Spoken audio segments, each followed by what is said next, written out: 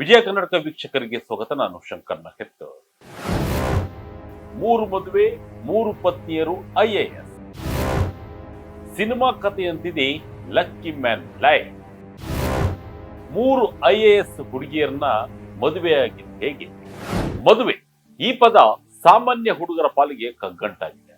ಹುಡುಗಿಯರು ಸಿಕ್ತಿಲ್ಲ, ರೈತರನ್ನ ಒಪ್ಕೊಳ್ತಿಲ್ಲ, ಮನೆಯಲ್ಲಿ ಕೆಲಸ ಮಾಡುವವರನ್ನ ಒಪ್ಪಿಕೊಳ್ಳಲ್ಲ.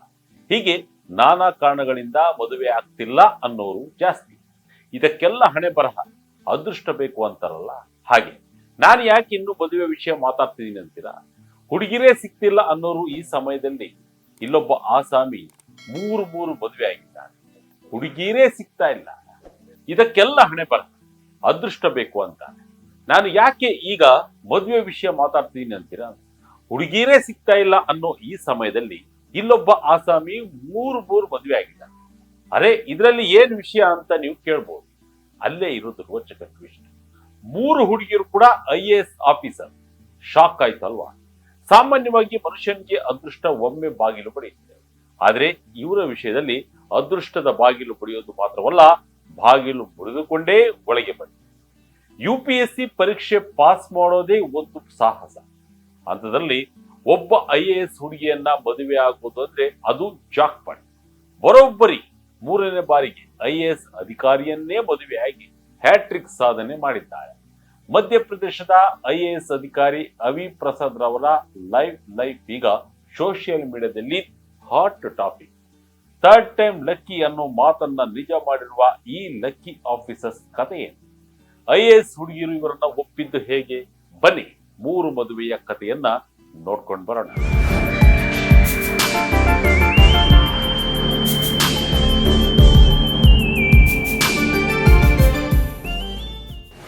ವೀಕ್ಷಕರೇ, ಇವರೇ ನೋಡಿ ಆ ಲಕ್ಕಿ ಮ್ಯಾನ್. ಏನ್ ಅದೃಷ್ಟ ಅಂತೀರ ಅಲ್ವಾ? ಈಗ ಇವರ ಬಗ್ಗೆ ತಿಳಿದುಕೊಳ್ಳೋಣ. ಇವರ ಹೆಸರು ಅವಿ ಪ್ರಸಾದ್. ಇವರು ಮಧ್ಯಪ್ರದೇಶದ ಕೇಡನ್ನ 2014ರ ಬ್ಯಾಚ್ನ ದಕ್ಷ ಅಧಿಕಾರಿ. ಫೆಬ್ರವರಿ 11ರಂದು ಇವರು ಮತ್ತೊಮ್ಮೆ ದಾಂಪತ್ಯ ಜೀವನಕ್ಕೆ ಕಾಲಿಟ್ಟಿದ್ದಾರೆ. ಇವರು ಮದುವೆಯಾಗಿರೋದು ಒಬ್ಬ IAS ಅಧಿಕಾರಿಯನ್ನೇ. ಅದು ಕೂಡ ಇದು ಇವರ ಮೂರನೇ ಮದುವೆ ಅನ್ನೋದೇ ಇಲ್ಲಿರುವ ಅಸಲಿ ರೋಚಕ ಸಂಗತಿ. ಅವಿ ಪ್ರಸಾದ್ ಅವರಿಗೆ ಇದು ಮೂರನೇ ಮದುವೆ. ವಿಶೇಷ ಅಂದ್ರೆ ಇವರು ಮದುವೆಯಾದ 3 ಜನ ಹೆಣ್ಮಕ್ಳು ಕೂಡ IAS ಅಧಿಕಾರಿಗಳೇ. ಇದನ್ನೇ ಅಲ್ವಾ ಜಾಕ್ಪಾಟ್ ಅನ್ನೋದು. ಎಷ್ಟು ಜನರಿಗೆ IAS ಅಧಿಕಾರಿ ಆಗ್ಬೇಕು ಅನ್ನೋದು ಕನಸು. ಇದೇ ಕೆಲವರಿಗೆ IAS ಆಫೀಸರ್ ಜೊತೆ ಮದುವೆ ಆಗ್ಬೇಕು ಅನ್ನೋದು ಕೂಡ ಇನ್ನೊಂದು ಕನಸು. ಆದ್ರೆ ಅವಿ ಪ್ರಸಾದ್ ರವರು ತಾವು IAS, ಮದುವೆ ಆಗೋರು ಕೂಡ IAS. ಅದು ಮೂರು ಸಲ. ಅಂದ್ರೆ ಇವರ ಜಾತಕದಲ್ಲಿ ಶುಕ್ರ ದಿಸೆ ಸರಿಯಾಗಿಯೇ ಇದೆ. ಪ್ರಕೃತಿಯ ಮಡಿಲಲ್ಲಿ ಮದುವೆಯ ಸಂಭ್ರಮ. ವಾರೆ ವಾಹ್, ಲಕ್ಕಿ ಮೆನ್ ಎಂದ ನೆಟ್ಟಿಗರು. ಅವಿ ಪ್ರಸಾದ್ ರವರು ಈ ಬಾರಿ ಕೈ ಹಿಡಿದಿರೋದು 2017ರ ಬ್ಯಾಚ್ನ IAS ಅಧಿಕಾರಿ ಅಂಕಿತಾ ಧಾಕರೆ ಅವರನ್ನ. ಅಂಕಿತರವರು ಸದ್ಯ ರಾಜ್ಯ ಆಡಳಿತ ಸೇವೆಗಳ ಸಚಿವಾಲಯಕ್ಕೆ ಉಪ ಕಾರ್ಯದರ್ಶಿಯಾಗಿ ಕೆಲಸ ಮಾಡ್ತಿದ್ದಾರೆ. ಈ ಸುಂದರ ಜೋಡಿಯ ಮದುವೆ ನಡೆದಿದ್ದು ಎಲ್ಲಿ ಗೊತ್ತಾ? ಮಧ್ಯಪ್ರದೇಶದ ಕೊನೋ ನ್ಯಾಷನಲ್ ಪಾರ್ಕ್ ನಲ್ಲಿ, ಕಾಡಿನ ಪ್ರಶಾಂತತೆಯ ನಡುವೆ, ಪ್ರಕೃತಿಯ ಮಡಿಲಲ್ಲಿ ಈ ಜೋಡಿ ಹಾರ ಬದಲಿಸಿಕೊಂಡಿದ್ದಾರೆ. ಒಬ್ಬರಿಗೊಬ್ಬರನ್ನ ನೆಚ್ಚಿಕೊಂಡು ಮನಸಾರೆ ಒಪ್ಪಿಕೊಂಡು ದಾಂಪತ್ಯ ಜೀವನಕ್ಕೆ ಕಾಲಿಟ್ಟಿದ್ದಾರೆ. ಈ ಮದುವೆಯ ಫೋಟೋಗಳು ಹೊರಬರ್ತಿದ್ದಂಗೆ ಸೋಷಿಯಲ್ ಮೀಡಿಯಾದಲ್ಲಿ ಜನ ಹುಬ್ಬೇರಿಸಿದ್ದಾರೆ. ಕೆಲವರು ಇದನ್ನ ರಿಯಲ್ ಲೈಫ್ ಲಕ್ಕಿ ಮ್ಯಾನ್ ಅಂತಿದ್ರೆ, ಇನ್ನು ಕೆಲವು ಅಧಿಕಾರಿಗಳು ಸ್ವಯಂ ವರ ಅಂತ ತಮಾಷೆ ಮಾಡ್ತಿದ್ದಾರೆ. ಏನೇ ಹೊಸ ಜೋಡಿ ಮಾತ್ರ ಸಖತ್ ಮಿಂಚುತ್ತಿದೆ.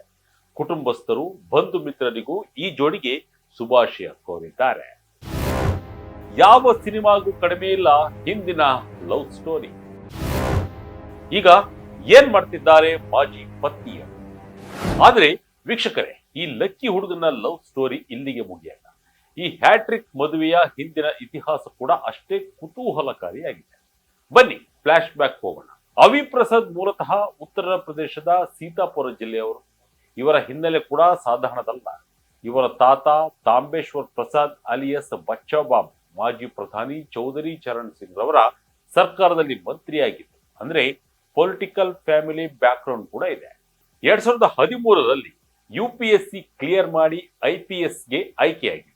ಆದ್ರೆ ಅಲ್ಲಿಗೆ ಸುಮ್ಮನಾಗದ ಇವರು 2014ರಲ್ಲಿ ಮತ್ತೆ ಪರೀಕ್ಷೆ ಬರೆದು ಆಲ್ ಇಂಡಿಯಾ 13ನೇ ರ್ಯಾಂಕ್ ಪಡೆದು IAS ಸೇರಿದ್ರು. ಇವರ ಮೊದಲ ಮದುವೆಯಾಗಿದ್ದು IAS ಅಧಿಕಾರಿ ರಿಜು ವಾಗ್ನ್ ಅವರ ಜೊತೆ. ಇವರಿಬ್ಬರು ದೆಹಲಿಯಲ್ಲಿ UPSC ತಯಾರಿ ನಡೆಸುವಾಗ ಪರಿಚಯವಾಗಿ ಪ್ರೀತಿ ಬೆಳೆತಿದ್ದಂತೆ, ಆದರೆ ವಿಧಿಯಾಟ ಬೇರೆಯೇ ಇತ್ತು. ಮದುವೆಯಾದ ಕೆಲವೇ ವರ್ಷಗಳಲ್ಲಿ ಇವರಿಬ್ಬರು ಡಿವೋರ್ಸ್ ಪಡೆದರು. ರಿಜು ಭಾಗ್ನ ಅವರು ಈಗಲೂ ಮಧ್ಯಪ್ರದೇಶದಲ್ಲೇ ಕಲೆಕ್ಟರ್ ಆಗಿ ಕೆಲಸ ಮಾಡ್ತಾ ಇದ್ದಾರೆ. ಇದಾದ ನಂತರ ಅವಿ ಪ್ರಸಾದ್ ಅವರ ಜೀವನಕ್ಕೆ ಎಂಟ್ರಿ ಕೊಟ್ಟಿದ್ದು 2016ರ ಬ್ಯಾಚ್ನ IAS ಅಧಿಕಾರಿ ಮಿಶಾ ಸಿಂಗ್. ಮದುವೆಯ ನಂತರ ಮಿಶಾ ಸಿಂಗ್ ಕೂಡ ಮಧ್ಯಪ್ರದೇಶದ ಕೇಡರ್ಗೆ ಬಂದರು. ಆದರೆ ಈ ಮದುವೆ ಕೂಡ ಸುಮಾರು 4 ವರ್ಷಗಳ ಕಾಲ ನಡೆದು ನಂತರ ಬ್ರೇಕಪ್ ಆಯಿತು. ಮಿಶಾ ಸಿಂಗ್ ಸದ್ಯ ರತ್ನಾಂಗ್ ಜಿಲ್ಲೆಯ ಕಲೆಕ್ಟರ್ ಆಗಿದ್ದಾರೆ. ಈಗ ಅಂಕಿತ ದಾಕರೆ ಅವರ ಜೊತೆ 3ನೇ ಇನ್ನಿಂಗ್ಸ್ ಆರಂಭಿಸಿದ್ದಾರೆ ಅವಿ ಪ್ರಸಾದ್. ಒಂದು ಕೇಡರ್ನಲ್ಲಿ ಒಂದೇ ರಾಜ್ಯದಲ್ಲಿ ಕೆಲಸ ಮಾಡ್ತಾ ಮಾಜಿ ಪತ್ನಿಯರು ಇಲ್ಲೇ, ಹಾಲಿ ಪತ್ನಿಯು ಇಲ್ಲೇ ಅನ್ನೋದು ನಿಜಕ್ಕೂ ಸಿನಿಮಾದ ಕಥೆಯಂತಿದೆ ಅಲ್ವಾ? ಅವಿ ಪ್ರಸಾದ್ ಒಬ್ಬ ದಕ್ಷ ಅಧಿಕಾರಿ, ಉದ್ಯೋಗ ಖಾತ್ರಿ ಮಂಡಳಿಯ CEO. ವೈಯಕ್ತಿಕ ಜೀವನದ ಈ ರೋಚಕ ತಿರುವುಗಳನ್ನ ಪಕ್ಕಕ್ಕಿಟ್ಟರೆ ಅವಿ ಪ್ರಸಾದ್ ಒಬ್ಬ ದಕ್ಷ ಅಧಿಕಾರಿ ಅನ್ನೋದರಲ್ಲಿ ಅನುಮಾನವಿಲ್ಲ. ಇವರು ಕಟ್ನಿ ಜಿಲ್ಲೆಯ ಕಲೆಕ್ಟರ್ ಆಗಿದ್ದಾಗ ಅಲ್ಲಿನ ಅಪೌಷ್ಟಿಕತೆ ನಿವಾರಣೆಗೆ ತೆಗೆದುಕೊಂಡ ಕ್ರಮಗಳು ದೇಶದಾದ್ಯಂತ ಮೆಚ್ಚುಗೆ ಗಳಿಸಿತ್ತು. ಫೀಲ್ಡ್ ನಲ್ಲಿ ಹಿಡಿದು ಕೆಲಸ ಮಾಡುವುದರಲ್ಲಿ ಇವರು ಎತ್ತಿದ ಕೈ. ಜಿಲ್ಲಾ ಪಂಚಾಯತ್ CEO ಆಗಿ ಹಲವು ಜಿಲ್ಲೆಗಳ ಕಲೆಕ್ಟರ್ ಆಗಿ ಇವರು ತಮ್ಮ ಛಾಪು ಮೂಡಿಸಿದ್ದಾರೆ. ಸದ್ಯ ಇವರು ಮಧ್ಯಪ್ರದೇಶದ ಉದ್ಯೋಗ ಖಾತ್ರಿ ಮಂಡಳಿಯ CEO ಆಗಿ ಜವಾಬ್ದಾರಿ ನಿಭಾಯಿಸ್ತಾ ಇದ್ದಾರೆ. ಕೆಲಸದಲ್ಲಿ ಖಡಕ್ ಆಫೀಸರ್, ಲೈಫ್ ನಲ್ಲಿ ಫುಲ್ ರೊಮ್ಯಾಂಟಿಕ್ ಹೀರೋ. ಈಗ 3 ಮದುವೆ ಆಗಿ ಜಾಲತಾಣದಲ್ಲಿ ಮಿಂಚ್ತಾ ಇದ್ದಾರೆ.